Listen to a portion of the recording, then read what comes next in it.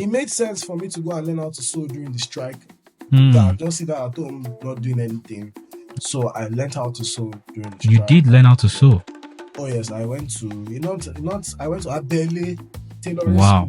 school when I was really young. I used to be what Yoruba people would call tule, which I know means that someone that would just be going up and down in the house looking for things that they're not asking for. Then my talent was football. I will go from Ogba to Ojoju to play for Pepsi Academy. My mom will know about it.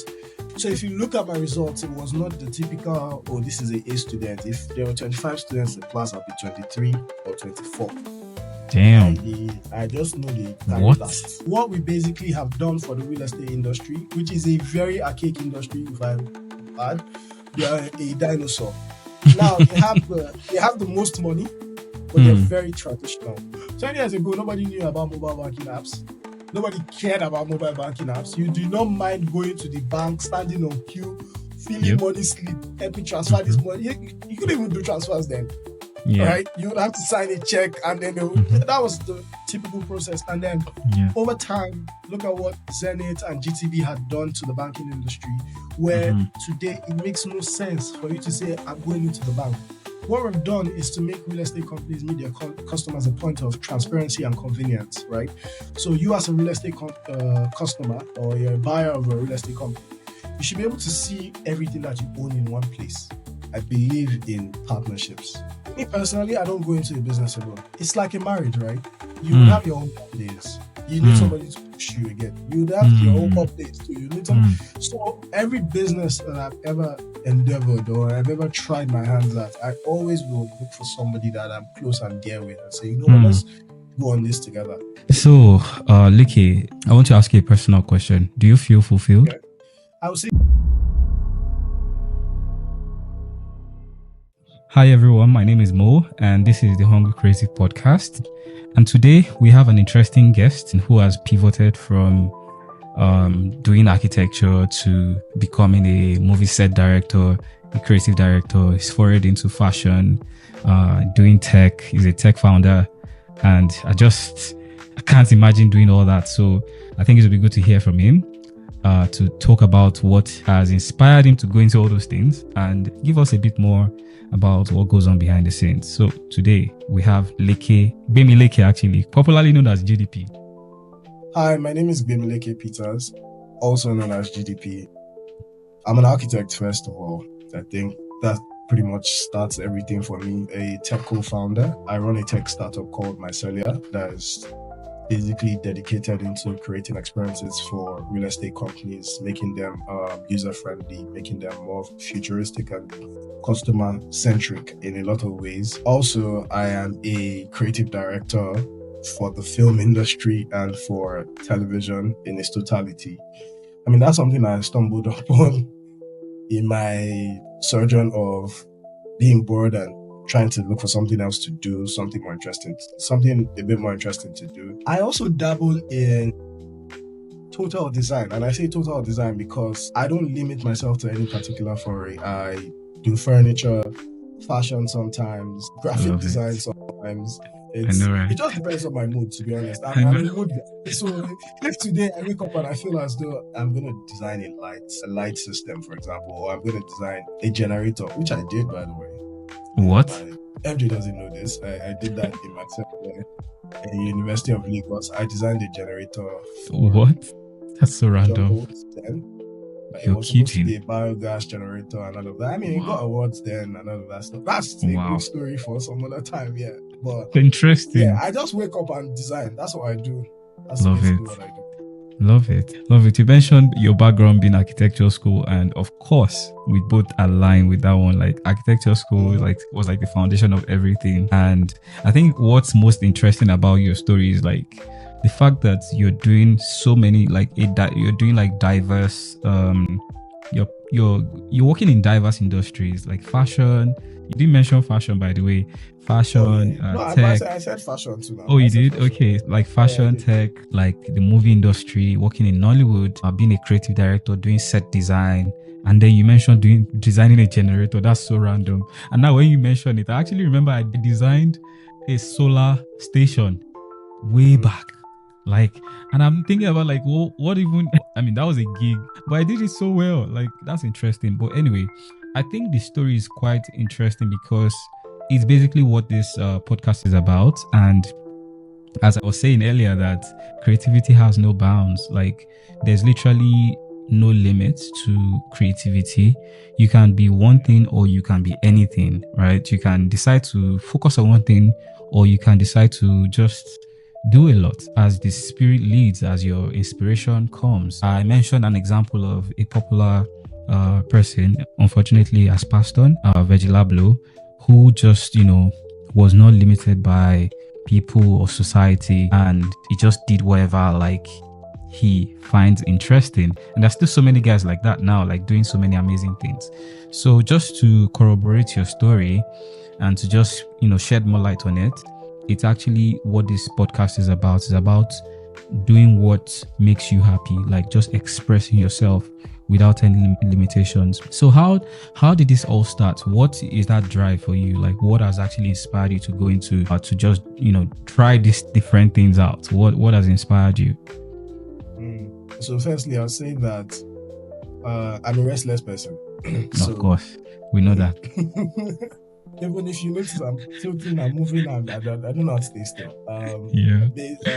Physically, I'm restless. Mentally, I'm restless. This is probably the most steady you ever be. Yes, actually. I'm itching to just stand up. I know.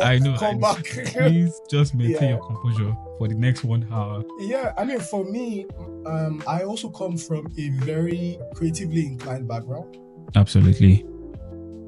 I mean, for me, it's both ways, actually. Typically, people know my paternal side to be the creative side, but the reality is that it's on both sides. Really? Yeah. So on my paternal side, it's more creativity around music. Yeah. On my maternal side, it's more creativity around engineering. You're kidding! Wow, interesting. So it's like art and logic, like art and science. So they say architecture is a mix of art and science. Yeah. I know, right? So, yeah. From genes, right? I already have a mix of. No, that makes sense. Art and science. My grandfather, his story is very special to me because I hear a lot of things about him. I mean, I met him as a baby, so I can't say that I remember really specific things about him, but I hear the stories. I've read his journal. My grandfather is one of the people that built Third Mainland Bridge. Wow. And yeah, so he's also the first black or the first indigenous person to have an engineering firm in Nigeria. Wow. There's that history of being entrepreneurs. I mean, growing up, I would say that I think a facet of the family wanted me to be a civil engineer or a structural engineer. So yeah, back to my grandfather. Yeah, he was a very smart person. Because as at that time, it was a lot of people working for white men, working for white companies, but he bought his way out of it. And he's part of those people that I'll say they were trailblazers of their own time. I think at some point, when I was really young, I used to be what Yoruba people would call tule tule, which means someone that would just be going up and down in the house looking for things that they're not asking for. So I saw an article that was written about him in one of the newspapers, and it was about him being the third richest person in Lagos at his own time. Wow. Right? This was an engineer. Even though it was a time when being a lawyer, a doctor, an engineer was something that was good, right? But he was able to say, I'm not going to work for white people. I'm going to buy myself out of this entire doing 9 to 5 and then start my own thing. And he did it. I'm really proud of that. And then coming to my paternal side, so my dad is also another entrepreneur. Whether or not you like it. I mean, he left to start music when he was 10. He started playing when he was 5. It takes guts and balls to say, regardless of what everybody's doing, regardless of what is coherent of this time, I want to stand out and do something different. Knowing that you don't have support, knowing that it can go sideways. It could easily have been not to make those people feel bad, but it could easily have been the conductor. if life didn't work out for him. Yeah. Right? So it's the guts, it's the bravery, the drive to just keep pushing. So I think when it comes to drive, I've seen a lot of examples of people that have come from nothing and they've become something and they've done it effortlessly. I mean, it's obvious that they put a lot into it, but they don't make it seem as though, oh, I had to sacrifice this. They obviously did sacrifice things, but they make you feel like they did it gracefully. If that makes some sense. So that makes a lot of sense. For me, that's a good example of drive. I've seen my brother as well, who's also a music video director, try to break out of the entire name and set his own path and do his own thing, which is also another good example. So for me, I've seen a lot of things. And that's why for a long time, I stayed away from the entertainment industry. I did not want to have anything to do with it, to be honest. I really wanted to be able to go out and say, oh, if you call my name here, or if you call this name, you would associate it with music, you'd associate it with videography or cinematography, you'd associate it with architecture or something else, or fashion or anything. So I was running away from that place, but I see. But now I found you finally. Yeah. No matter how you run from it. So you've mentioned, working in, I mean, if I recall now, you've mentioned about 3 or 4 industries that you've worked in. So I think I'll just focus on one per time. So I think we'll speak about the movie industry. So going from being an architect to becoming a creative director in like one of the top movies, in the industry, working in Nollywood, working with artists, actors, directors, producers, and all that ecosystem of the movie industry. What has that been like for you? Okay, so it was a fairly easy transition for me. So I'll take it in 2 lights, right? So there's the people side of it, and there's the skill side of it. So the people side is obviously starting to interface with people that you've probably seen on screen, or interface with people that other people will regard and revere as this actor, this artist. But because I have lived as someone in the shadows of someone like that, right? Yeah, exactly. It did not it didn't faze me. Do you get? Makes sense. If you're gonna say, how people get starstruck, that doesn't happen to me. It doesn't happen to you. If starstruck was supposed to happen, it would have happened a long time ago. Like, I've seen how people behave around my dad, and I've seen how but man, it's not just human being. It's not. No, I understand it. I understand it, and I understand that that's legend. Because of who he is. Do you understand? And this is the same thing with actors. It's the same thing with musicians. Because I've done music videos, I've done film, I've done commercials. So basically, I get that, but I always also make them feel seen, because again, once they feel as though you are shaking around them, I've seen it, they get a bit withdrawn. But if you make that environment comfortable for them, it also helps you to be able to engage with them, talk on a lighter note, and they don't feel like, oh, this person is looking for something from them, or this person needs them for something, that's why this person shake. So that's the people side of it. But to the skill side of it, first of all, I had to say a big shout out to my mom, because my mom is a very observant person, and I did not notice until I was way older. So let me backtrack a bit, right? When I was younger, I wanted to play football. I remember. Say I did baller. We know. So my talent was football.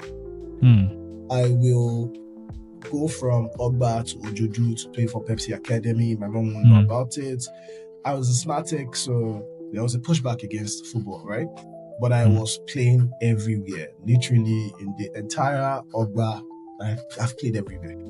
There's nobody that did not know I did ball, right? So I had done a lot of things. I had done tested trials for Arsenal when I was 14.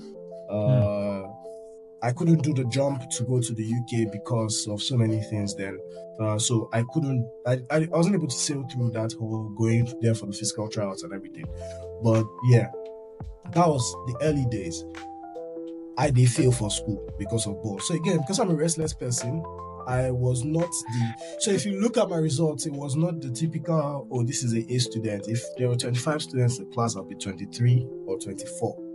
Damn. I just know they carry What? last. But I What? did it. You? But if you yeah, it's weird. I mean, people it's weird. Wow. So, but there's something that will always happen in my results. You would see maths, I'll probably have a B in maths. Because that came naturally for me. I didn't need to read. If I have B in maths, in English, I'll probably have a D or E. And then you take it to geography. When I was in secondary school, in geography, I would always have an A. Because that fascinated me. Places fascinated me. And then technical drawing, I always have an A. But my physics will always tilt around C and D, right? My mom kept watching that. And then I remember I told her that I want to go to fashion school. And then I want to go to university.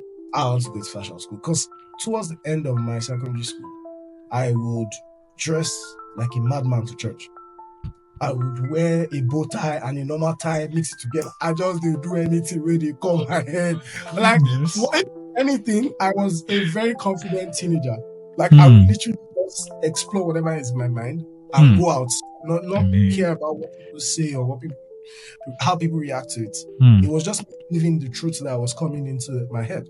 Right? So, my mom looked at it and she knew I was also a very stubborn child. Like, if it's possible to go and read what are we failing?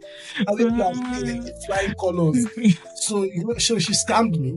She had now said, she had said to me that, you know what, go and read architecture because you like designing houses. So my mom was intentionally forcing me to read. Again, like I said, my grandfather's an engineer, so I was coming across a lot of drawings growing up. Structural drawings, architectural drawings. She would just look at what we're doing on site today. She would drop it to me. I would reproduce the drawing. Wow. She saw that. So she told me, you know what? If I do architecture, don't worry. She will send me for masters in fashion. And she will start me with that. So I had gone into Unilag. Then I remember I got in URP. And my mom said, no, you wait an extra year. You will not do URP. I wanted to go to school. I wanted to go and fail so that when I finish, I can do my fashion. She didn't agree. So I went to Unilag, and that's how the architecture journey started. And then to further buttress this fashion wahala, Wait, did you have to do the URP? No, I did not do it. You did diploma, yeah? Yeah, of course, you did diploma. So I ended up doing diploma. My mom, I remember that money. She said, I can never forget that thing. Like she so paid it's through her funny. nose. Yeah, like it's funny. So again, I'm going to go there. I'm going to touch on that side because for me, it's now becoming a big part of my identity. Which is why you'd find that a lot of times, even when we're having conversations, I always say that I will always dabble into Yoruba. But so I got into Unilag, right? And then first year was the strike, that long whole strike. And I was at home. And then back then we were staying at Yanopaja. I remember going to the retail market and I saw a tailor and I told him that I want to learn how to sew. And then I went back home and I told my mom that I was going to pay for this thing. And she looked at me and she said, this guy, what's your problem? But she let me do it. Because again, for her, it made sense for me to go and learn how to sew during the strike. I just sit there at home not doing anything. So I learned how to sew during the strike. You did learn how to sew? Oh yes, I went to, I went to Abele tailoring school. It's not really tailoring school. I only got to sit down with tailor. Apprentice. Oh God, I was a Oops, they did not give you this one. No. What, they flogged me with that their ruler. No, and again, I am also very grateful for that because my mom was intentional. She didn't want any special treatment or anything. She told them, if you do anyhow, give her. Right? So, even though they pay for the class, so they say they flog me on top of. This channel does not support child abuse. Actually. No, but I was a child. Please. I was like 19. No, I was 19. That's not child abuse. Adult abuse. Adult abuse. Anyways. So yeah, that was that period. And then goes back to what I was saying about architecture and how it got me into the film industry. I think that was your question, right? Yeah. If you've gone to architecture school, it baffles me when you think you need to do a 9 to 5. personally, because it opens you up to so many things. Fundamentally, it opens you up to being a project manager. And when I say project manager, anything. You can project manage literally anything, right? You can project manage an engineering company, a fashion company, whatever it is, right? It literally gives you the ability to take things, break them apart, and walk through the process. Absolutely. From ideation to results. Absolutely. Exactly. So I think my first gig was Latan's video, Hasta la Vista. And I remember this person is also very dear to me. Her name is Abisola Omalade. She's so special to me. So I remember we're talking and she was like, somebody was charging her maybe like 200k for mood board, something funny. And then they were going to do SketchUp exports. And I looked at that and said, what be this? Are you people whining me? And I remember then I was like, so if I sit down 20 minutes, I'll collect 200k. Like 100k, that time is like 1 million now. I will collect this money. So I told her that I said, no, let me do it. I won't charge you anything. Let me just do it. I just want to see, just to prove to you that this thing that this guy is making is not so big. It's not as big. And I remember it took me less than 30 minutes. I was in and out of it. Damn. And then she calls me the next day. We're shooting, no? What do you mean by shooting? Shooting? What's my business with you are shooting? Yeah, you have to come now. That's it that you put on paper. You have to actualize it. You have to bring your carpenter. You have to do this. Wow. So, you know, Alan, I mean, I like a challenge. I relish a challenge. Like, for me, it was first opportunity to do. I remember sleeping on set for 3 days back to back just to get the place ready. Wow. I remember meeting Dapsin. That was when I met Dapsin and Pelix the first time. And we're talking through the idea. Again, anybody that knows me knows that I like to talk about what I'm doing. Yep. I know how to sell. I'm sort of a salesman, right? Yep, you so are. I met Dapsin. I remember the first thing that Dapsin was going to say was, no be Netflix be this. And then that name stuck. So I remember for quite a while on set, they would call me Netflix. You're kidding. I was talking big budgets. Yeah, what? We'll do the stuff like this. The boombox is going to be like this. So if you see Hasta la Vista's video, you see we're going to remove the door of the car, put light. I remember, and then Bizo will say, creativity, drop it down. So that was how. Come down to our budget. Come down. And for me, then it was easy because I already knew how to break things apart. Like, I knew that this thing was not going to be more than 3 days. So there's no point using a material that will last for a year. Let me look for the quickest alternative. Like, think about it. It was a lot of quick thinking, being on your feet, being able to work with the budget. And I was already used to that because I was already doing construction for real estate, which then brings me to how I met Bizo. I met Bizo through her older brother, who's my own mentor. He runs a real estate company. His name is Mr. Wale Omalade. He runs Mainstone Construction. And he literally took me. I was a bad guy in uni because of him, right? Because I remember my first paid gig was to change roof of a building, and it was 120,000. I was right then. I was 19. I was 20. I will still collect allowance in the house. They give me 120,000 more. So, and ever since then, I've been with him, growing with him, learning from his experiences, which is one of the things that I also think the architecture school did for me. It helped me to see that rather than be a worker, you can be an apprentice.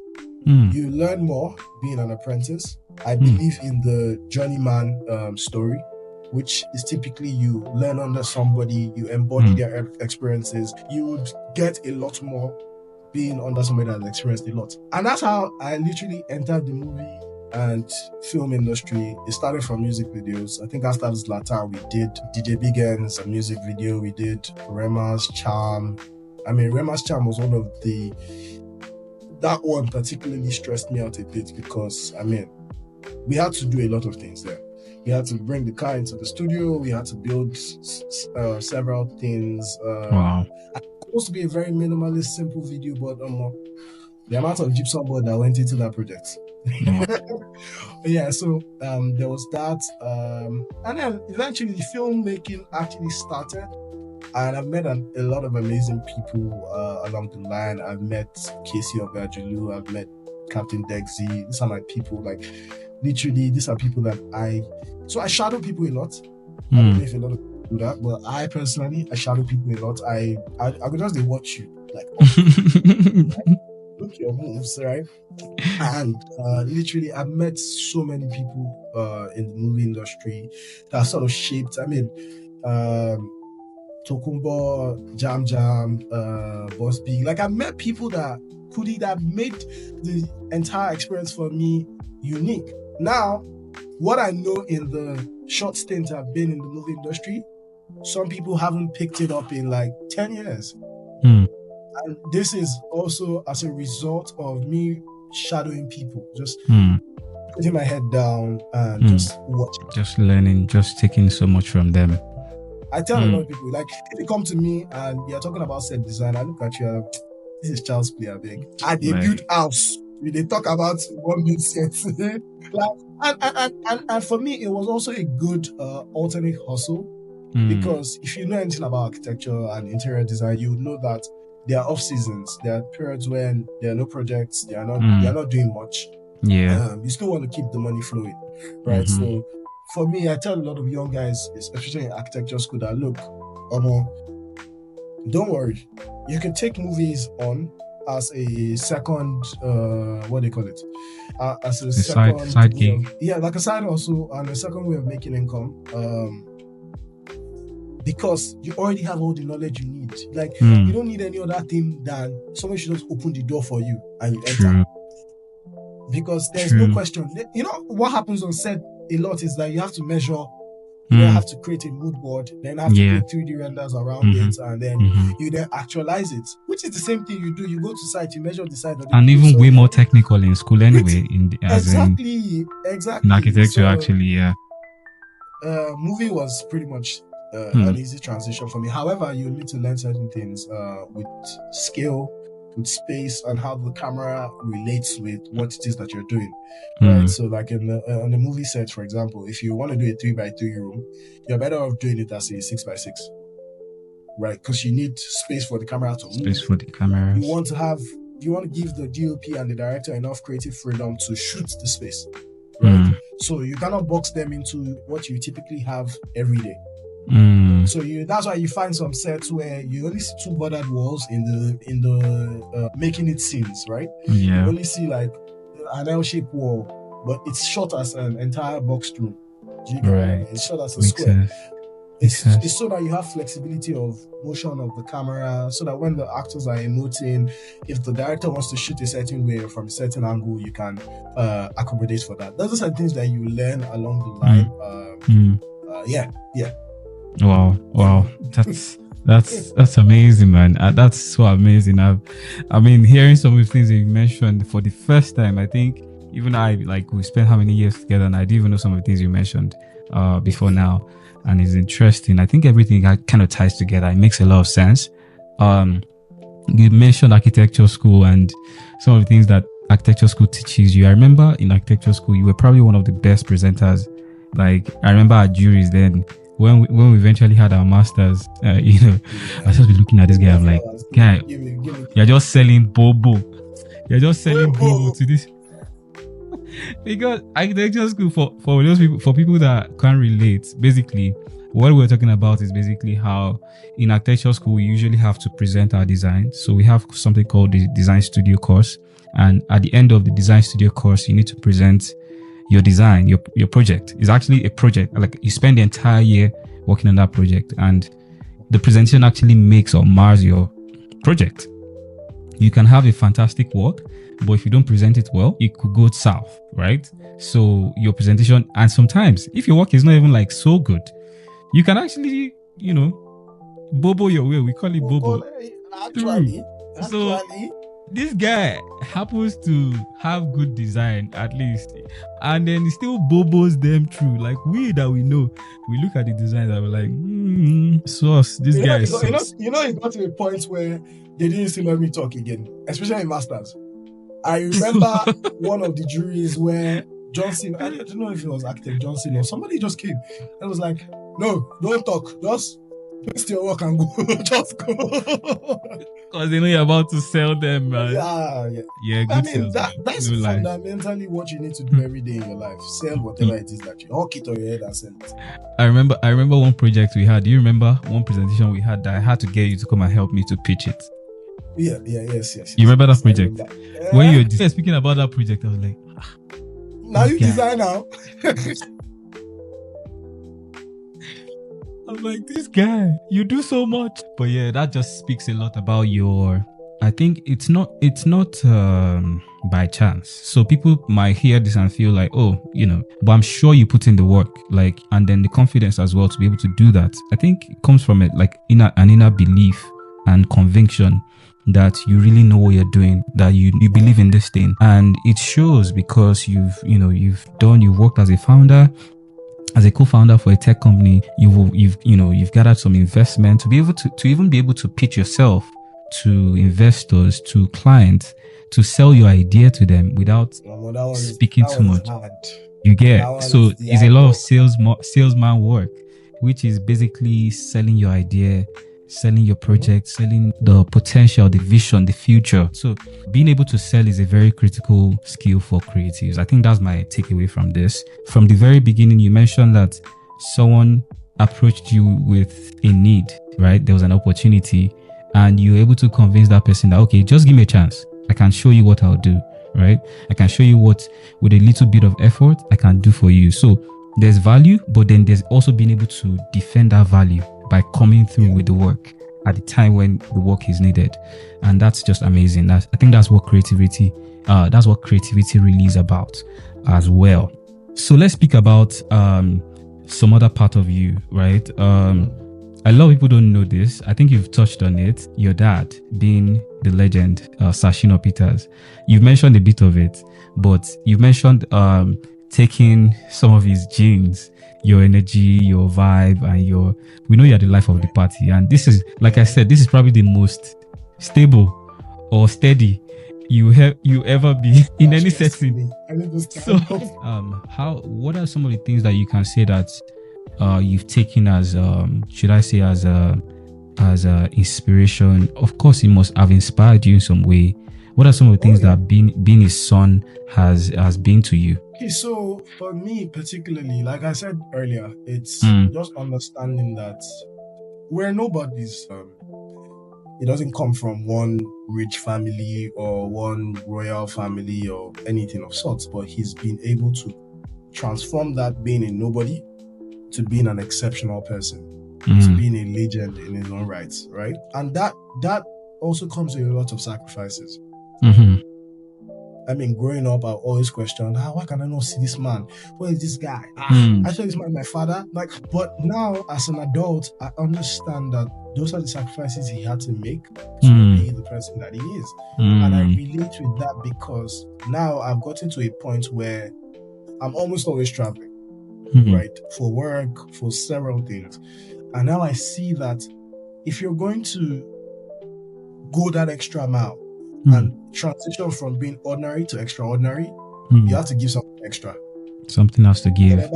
You're gonna have to give something. And I appreciate him for a lot of things that he has done because, to be honest, whether or not I like it, I would say that in some rights, my dad's name has also opened doors for me. It's also a soft landing when I step into certain rooms. I can see it, and it would be me lying that I don't see it. Right? Like I could just be talking to somebody now and say a friend of mine is there and he says, oh, do you know this person's that? And I can see the transition in that person's demeanor. The entire demeanor just changes because you're that person, and then get job. You cannot run it. You can't run it. You'll find your fan. We know who you are, where you live. Yeah, exactly. So to a large extent, I know that he's a big source of my own inspiration. For me personally, I think just merely seeing that it's just by your gut and trusting in whatever deposit that God has put in you and trusting that thing can become something. Like God is your source. Your hustle is your resource. Yeah. Right? So basically understanding that if you tap into your own vision, that tapping into it will become provision for you. And that's what my father did. He tapped into the vision of him being a musician and him having a product to offer everybody. And that talent became provision for him and, by extension, his kids and his kids' kids. Yeah, but that's interesting. I think something you mentioned there that just that's going to stick with me is you realizing the sacrifice that he made to become who he is today, and you realizing that when you're now old. And I think I want to take something from that as well, as a man and as a family person and as a career person and as an entrepreneur, right? There's so many things that you realize when you're older. So if someone is young, quite young, maybe like in their early 20s or just maybe in their teenage years, and watching this and listening to this, and he's wondering why some things are like, maybe, oh, my dad is always traveling, or my dad is always, why is he like, doesn't have time for me? As you get older, you might start to realize why some of the sacrifices were made. Not to say that that's like the best thing, but it's like a sacrifice, like an inconvenience that needs to be made. Yeah. I know like what I have to do now to be able to show up and do this every time, and to still be there for my family, to still be able to do other things that are my responsibilities. And the ultimate family man, by the way. Okay, if you say so. But yeah, it's taking something, right, to be able to keep doing this. And I think as we grow up, we tend to realize some of these things. Maybe our parents didn't really do a good job of really talking about these things, right? Maybe they didn't really communicating it. Maybe they didn't really do that. But when you grow, you start to see some of those things in your own self. Let's go into another section of our conversation. I think we want to speak about your startup this time. So, you've been able to co-found a tech company. I remember when you started that company. Was it 2020 or 2019? Before 2019, 2020. Yeah, it was 2020. And you came up with an interesting idea, and I was like, I mean, Leke, this. You're like one person that when it comes to ideas, they are endless. You always say, don't do first. It's like there are endless ideas. Like Leke always has something, and I love it. I think that's one of the things that we connect on. We never hesitate to share something that just resonates, right? Something that's just, there's an interesting thing you notice about something. There's an opportunity. Next thing we're discussing it. Okay, how can we do this? How can we do that? Even if we don't end up doing it, we shall talk about it. Let's even just yap about it. That's part of it for me. And I remember when you brought up the idea of creating something in the real estate. When you were speaking about it, I was like, what's this guy talking about? I was like, what is this? I was like, it makes sense, but I'm not understanding yet. But you're like, you had gone far ahead. I'm still trying to catch up. I'm like, I know there's something here, but I'm yet to figure it out. But then I think when you released that first beta version, I now saw that, okay, I see what this guy is talking about. I mean, I digress, but yeah, co-founding Mycelia specifically, and Verge, and all the other extensions of the household company, building products for the real estate industry. Can you speak about that? What inspired you to do it? What opportunities did you see that inspired you to create that solution? And what has that adventure been like for you? Okay, so I'll start with this. We're not even talk about I'll say tech in general. So tech started for me, say lockdown. Okay. Late 2019, early 2020, when lockdown was happening, I was still staying with my mom then. My best friend, who's also my co-founder as well, Ahmed Ibrahim, he's gonna have to come on this podcast as well, because that's the most brilliant mind I've seen in this life. Wow. MJ knows. Ahmed is I don't know, is the epitome of brilliance. I don't understand his level of intelligence, but God has deposited it in him, and we've been friends since when I was like probably 16. So he was staying with me, my brother, who's also another brilliant person. that one's a weirdo. It's a weird, brilliant person, right? And then his own best friend as well, EXO. So the four of us were in my mom's house, sitting down, we're yapping about what are we going to do now. We're just chilled, nobody was doing anything. EXO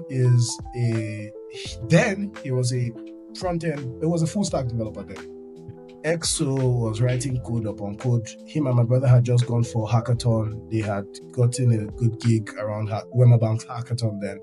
And then we came up with an idea for a trivia game, Bash. I don't know if you can remember.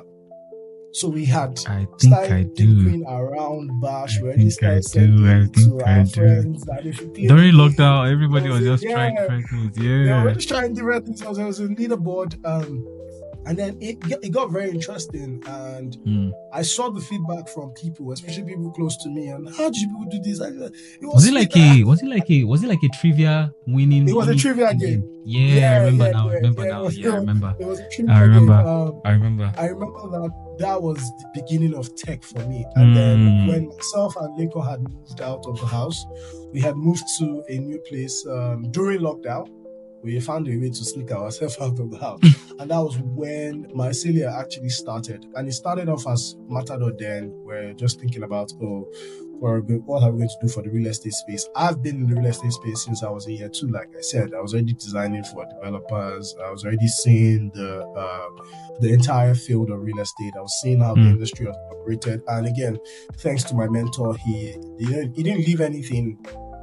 He didn't leave any stone unturned. Like literally, he will walk me through. Okay, this is how we're doing the costing. This is how we're going to do the documents. Because he's a lawyer, so he did a lot of legal stuff for the company in the early days. This is what we'll send to the customer. This is what the customer will receive. So I already had like a full sense of what the real estate space was. This is where I had the problem. So where I had the problem was after some time. Because I already knew it, and me being the person I am, I can't be in a space and be useless. I started picking up things that were more administrative than even just design. Okay. So I would do receipts, I would do invoices, I would do a letter of interest to joint venture partners. I would do all of those things. And in my head, I'm like, come, why is this thing so difficult? Not because it was a difficult task, but because it was repetitive. It was repetitive, so administrative. In my head, I was just thinking, this thing has to be automated some way, somehow. So I remember going to Lake and we were talking about it, going back and forth. Back then, we were looking at just multiple listings. So taking products from developers and then listing it on the platform. People can go to that platform. Every product that was there was supposed to be verified by us. We would have done the due diligence. So if you're buying something from us, you know that it's pretty much good, right? So that was what we're pushing then. So we hit a snag. So we had a chicken and egg problem, which is basically you need to attract both the supplier and the what would you call it in this sense? You need the buyer and you need the seller, right? So you typically have to have both of those parties to be successful. Now here's the problem. The seller will not come if you don't have buyers. The buyers will not come if you don't have sellers. So at that point, we're like, you know what? We don't have the name, we don't have the clout, right? And if you don't have enough product, you're not going to have enough buyers. If you don't have enough buyers, you're not going to be able to onboard new products. So I remember telling him, now, guy, we're going to have to think about going about this in another route. And me and him had like one evening all the way to the next morning. We're just going up back and forth because we had this mirror in his room where we'll just carry marker and just writing different things on it. We had like our vision board and we're just breaking down what can we do. Finally, we hit the conclusion that the target has to be the developer. And the target has to be the developer because they have the product and they already have the customer. So why not just service that person? So that was how we birthed Verge. But because we already had Matador, we knew that we needed an infrastructure that really much ties everything together. Now that's when the hard phase started, and that's when I realized that tech is not for the weak. We had to hire a lot of developers to come on board, front end, back end, mobile devs, and we had to spin the narrative around the developer. And that's when we did our own research and we realized that most development companies are not customer friendly. They are not customer focused. And they're actually selling the product to the customer. So a lot of times they focus on the product and forget that the buyer should be the priority. Because if you don't have a buyer, you're just going to have a product that you cannot sell. So what we built is Verge, which is the back-end portal for what we term a customer-friendly ecosystem, right? Okay. So what we do for real estate companies now is to make them become prop techs without having to write code. So if you sign up on Verge, you onboard your entire company. It helps you run your entire back-end operation. So we built a system of trust, engagement, and intelligence. So we tie those three tenets And then we use that to build the infrastructure that we now deploy for real estate developers today. We have deployed for quite a number of developers in Lagos. And we're breaking into the Abuja markets as well. Lovely. And even the American market, which is also on our timeline. But what we basically have done for the real estate industry, which is a very archaic industry, if I add, they are a dinosaur. Now they have the most money, but they're very traditional. And the reason they are traditional is because for a lot of people, the house buying process is the most important journey in their entire life. It's the one thing that most people experience, and it makes them feel as though I have started doing something good in my life once you have a house, right? So it's a very traditional system. It's a very hard nut system. They don't want new things to come in. It was not easy to break into that market, but banking taught us something. So 20 years ago, I was telling FJ earlier, 20 years ago, nobody knew about mobile banking apps.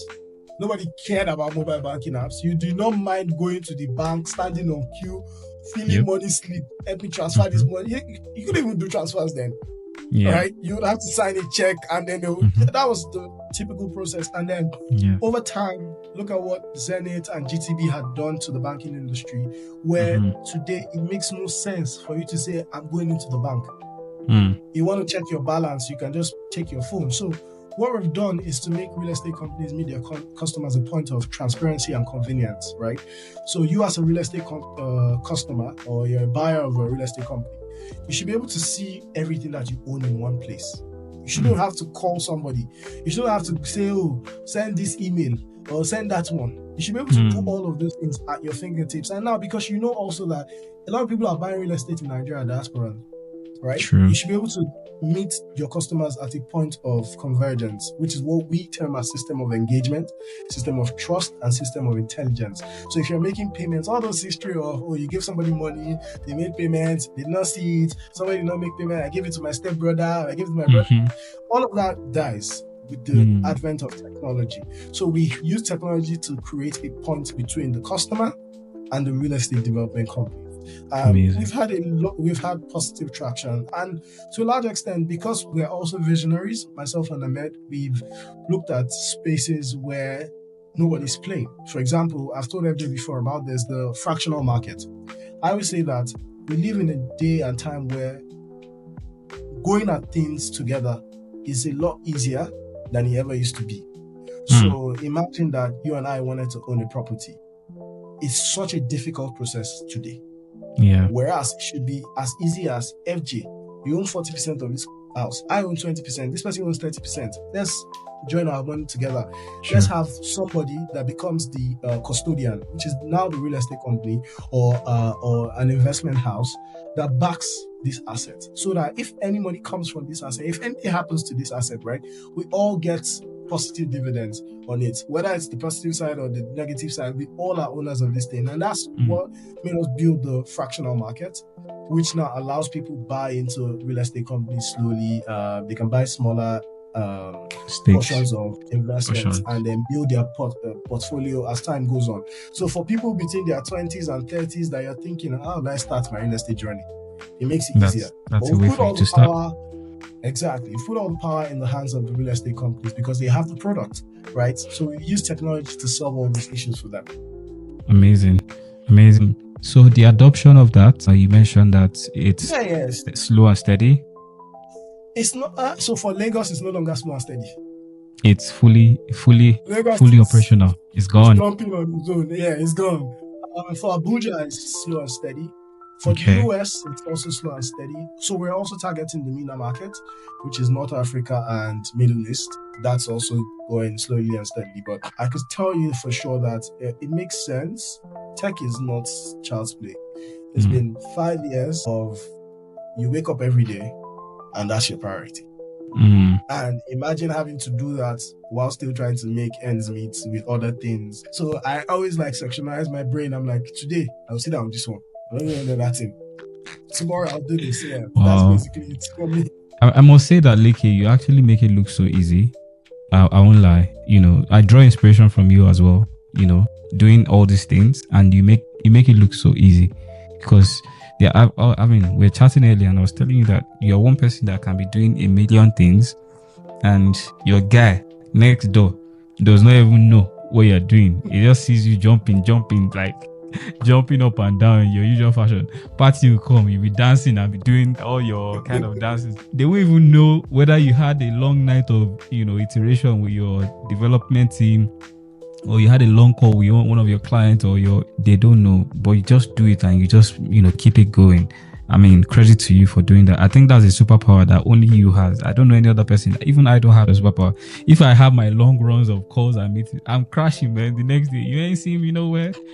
There's a secret to that. What's the secret? I learned that very early on. I believe in partnerships. Mm. I don't, me personally, I don't go into a business alone. I never And I believe in partnership because it's like a marriage, right? You will have your own down days. You need somebody to push you again. You would have your own up days too. You need some. So every business that I've ever endeavored or I've ever tried my hands at, I always would look for somebody that I'm close and dear with and say, what, let's go on this together, right? Because I know that my head, every day, I'm thinking about some new stupid thing that I want to play around with, because that's what brings me joy. That's the excitement of today. I thought about how to build a car. Let me try it. How do I want to mix that with every other thing? So partnerships for me, I don't know how people say they want to be so proprietors. I'm sorry. I believe so strongly in partnership. I remember when I was in school, I was going to start my first design company then, and I called my friends Toby, Bash, Taiwo, the three of them, and I told them that let's do this thing. We'll have equal stake, we'll do this thing. How are we going to do it? What if I don't bring jobs? I say, see, you don't bring jobs today, let me say you don't go bring job tomorrow, right?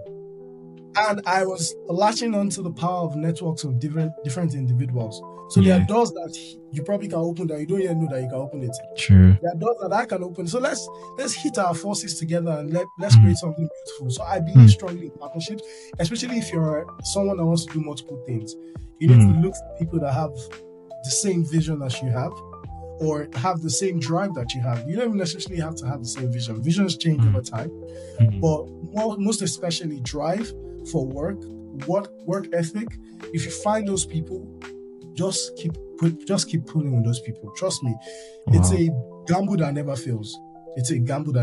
You are better off owning 10% of a $200 million company than you own say 100% of a $2 million company. That's so profound, Leke. Thanks for sharing that. We're wrapping up, but I have some more questions for you. I said at the beginning of this that, we're speaking with someone who has dabbled into all sorts. So lastly, or maybe for now, we'll speak about one more thing, which is fashion. Your foray into fashion now, doing men's fashion, working with Sisi Jola and your menswear collection and menswear. That's another expression of your creativity. So what's going on in that space? What is it again? You want to collect all our money, Leke? If you have money, I'll collect it. Yeah, if we don't bring house, you bring movie. I must bring movie something. don't come. Buy market. Tech. If tech doesn't come, you must buy clothes. You must sell something. You are the ultimate salesman, actually. To be honest, now that I clock it, you have something for everybody. You must buy something. I mean, for me, it's interesting having to engage with people and talk about their needs and their wants and something to give those people in return. So, luckily for me, I had benched fashion for a while. I've told you the beginning of fashion. Let me tell you the 8 points. Even though you don't want it, I will say it. So MJ and I used to have a fashion house where we're in like it was African wardrobe, and I don't remember how me and him I can't remember what happened. I just went to meet him one day. I'm like, bro, we go do this thing together. We go do our together, because I really liked what he was doing, and that's how we started to do African wardrobe together. But he had to relocate, and that sort of just went down. He will still pick up the game, but he went down. And I remember that I had already told myself that, come on, fashion, I'm done. I wasn't done with dressing myself, because I like to dress. I was done with trying to create a product for people to buy. Because I also realized that it would take a lot of my time. And if I didn't have somebody to help me with it or to be on that journey with it, I won't be giving my optimal energy to it. So, as fate will have it, the woman of my own dreams, literally, the woman of my dreams, literally, is she owns a fashion brand called Sijola. She's the CEO, founder, shout out to Jola, chief director of Sijola. And I remember it was just, I was like, okay, I've met another fashion person again. No other. So she was doing primarily a female fashion, and I don't know how to not be involved in people that I love. I don't know how to not give myself to them. So I remember I was sitting down with her, saying, let's change the brand, let's change the logo. She sent me, babe, look at this style. Does it look good? I'll tell her, yes, do it like this, remove this one. Okay, this is perfect. Like, we're going back and forth. And then I remember one day I was like, come, you can do male fashion. There's nothing there. She said, no, I don't want that stress. I don't know how to start. I don't know how, I said, okay, you know what? We'll set it up. We'll do it. Now you show yourself again. Yeah. And then that's how 1609 got birthed. 1609 is actually her birthday. It's actually her birth date. It's September. So that's how 1609 got birthed. And wow. I'd say that it's been positive. Again, it goes back to what I was saying earlier about me tapping into the indigenous roots. For me, my growing up was very devoid of being Yoruba.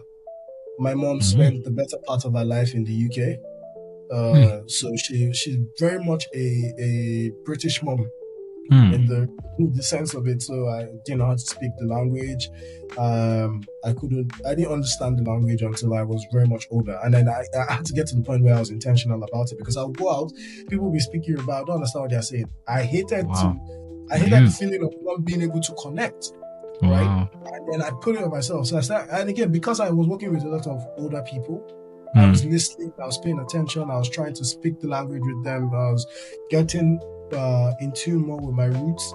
And then I remember one of my mentors that told me, he said, look, if you really want to learn about the culture, you need to first understand the language. If you really want to understand the language, you need to find ways to speak it in pockets. So in as much as you're speaking English, always throw Yoruba in it. And then I picked up that. I just picked up that attitude. So if you find me a lot of times now, I can just dabble into Yoruba for like a few seconds and then go back into English.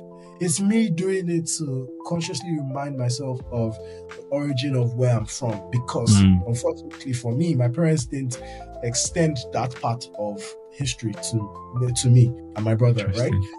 It's so much that my brother, it took so long. I think my brother started speaking fluently maybe like 2 or 3 years ago. He's still not fluent, right? It's that bad. And I'm meeting my babe that has come from a very traditional. She grew up in Abeokuta. Her mom is an amazing entrepreneur. It just feels like everybody around me is business, and I'm just paying. Right, my mom used to do textiles, Ashoke, Adire. So she's seen her mom, her siblings grew up around. She grew up around all of that. So when we were to start 1609, I was like, you know what? I remember the African wardrobe was supposed to be African wardrobe, right? It wasn't supposed to be an English thing. It was supposed to be us propagating the gospel of being Yoruba in fashion. Yeah. When we wanted to start, I was very much particular about Ashoke, because to me, it always felt like denim. Anytime I see Ashoke, I feel that I'm like, this thing is as thick as denim, right? So that was Ashoke for me. Adire was also that thing for me. I was very fascinated about batik. So to a large extent, 1609 has been a think lab. It's just us experimenting what is nice. Sometimes we'll make a jacket and I'll go and show my baby. Like, no. This shit ain't fine. Or she'll be like, no, the whole people should not stress me. We should do anything like, all right. And then we'll go back to her again and say, what do you think? And I tell us, you help us. I mean, so that's how 1609 started. We just finished our sales party 2 weeks ago, and it was a blessing. Shout out to my Heavenly Father for always saying amen to anything I ask for. And seeing people wear these things, seeing people travel with these things. I remember there was a thing of, if I get to the airport in an Ashoke jacket, for example, right? I know the type of reaction people will have to it, especially when you get going into the white regions where they are wondering, oh, how do you guys do this? How do you get wearing like cargo pants but with Ashoke to very unusual places? It was always a conversation starter, and I always tell people that fashion for me is a conversation starter. If I go into the presence of people that I don't have anything to talk about, if I look good, I always get a compliment. It will always break the ice on the conversation. I'll always be able to say something about what I'm wearing. Oh, I'm wearing this. So the same way people ask you, how do you smell so good? What are you wearing? That's starting a conversation with someone. So it's me putting intentionality into how I look so that I can be addressed in that fashion. And then I know that my style meets the needs of so many people. I know that half the time when I wear something, a lot of people are asking, where did you get this from? Or how did you? So I just told them, my guy, run this thing. You can do it. You're already doing it for women. I mean, so there's nothing stopping us from doing it for men. So that's how the fashion journey started itself again. Wow. Another adventure, another foray. Wow. So, Leke, whilst doing everything, I want to ask you a personal question. Do you feel fulfilled? Okay. I would say yes, and I would say no at the same time. I'll say yes because it feels as though everything that I'm working towards, everything I'm working for is sort of aligned. Everything is starting to make sense. And I'll say no because I also feel like, for me, it's a journey. My vision is going to continue to grow.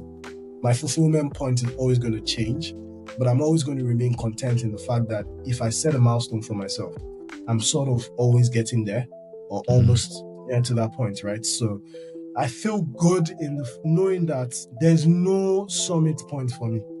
I literally can try my hand at anything and it will make sense. It's just a matter of time.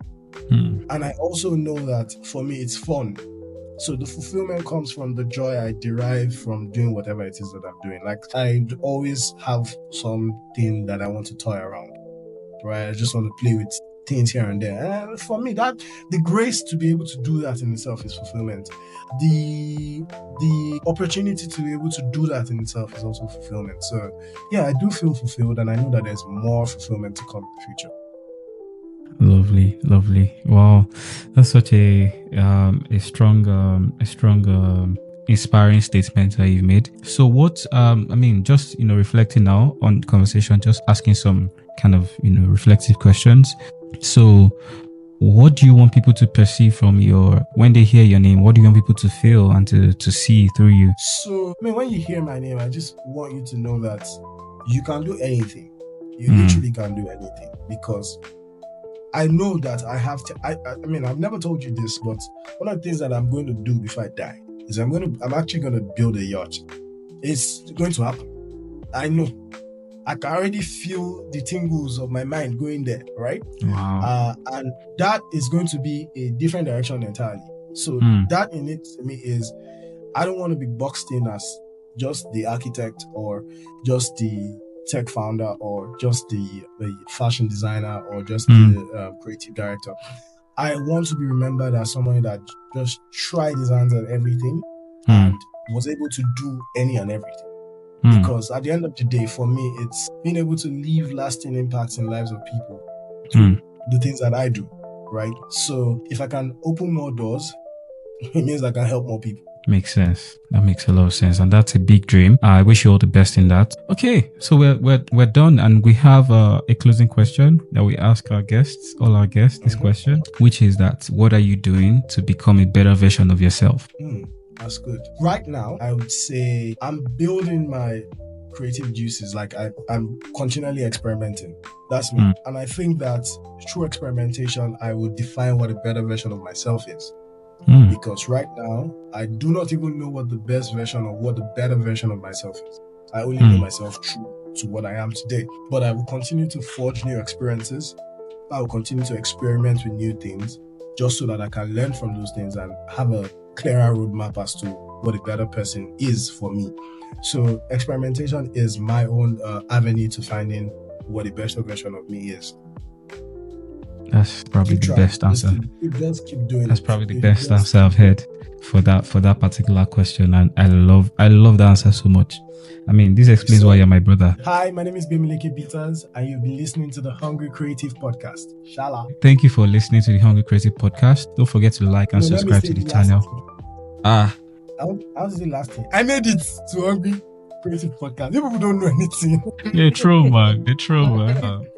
Can I do my closing, please? Can I do my... Okay, all right. Thank you so much for listening and watching the episode. I hope you've learned something, and I hope you've been inspired by Gbemileke's story. If you've enjoyed this episode and you want to hear more, or to stay tuned with more of our content, please be sure to like, share, and subscribe to the channel so that when we release new episodes, you'll be the first to receive notifications. And I really appreciate your support, and see you soon on the Hungry Creative Podcast.